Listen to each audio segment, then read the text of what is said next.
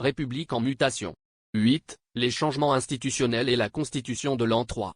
À mesure que la Révolution progressait, il devint clair que la France devait consolider ses institutions pour assurer la stabilité politique et la continuité du pouvoir républicain.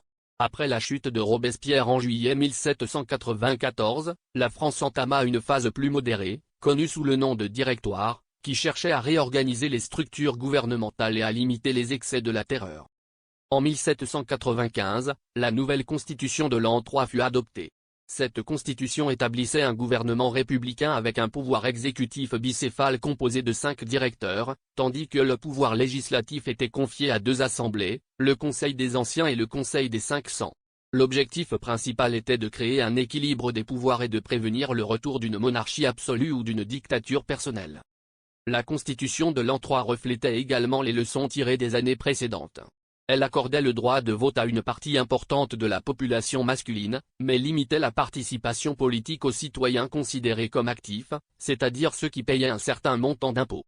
Cette mesure visait à stabiliser la République tout en préservant une forme de contrôle sur le processus politique.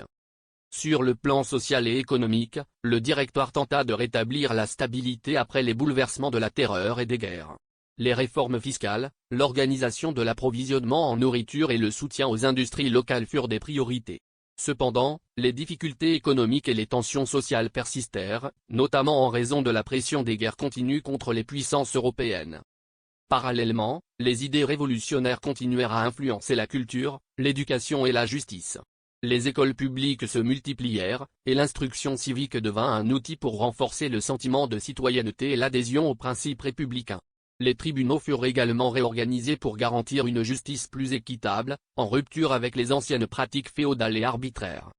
Enfin, la constitution de l'an 3 et la période du Directoire illustrent comment une révolution peut passer d'une phase radicale et violente à une phase de consolidation institutionnelle. La France cherchait alors à construire une république durable, capable de résister aux pressions internes et externes, tout en conservant l'héritage des idéaux révolutionnaires.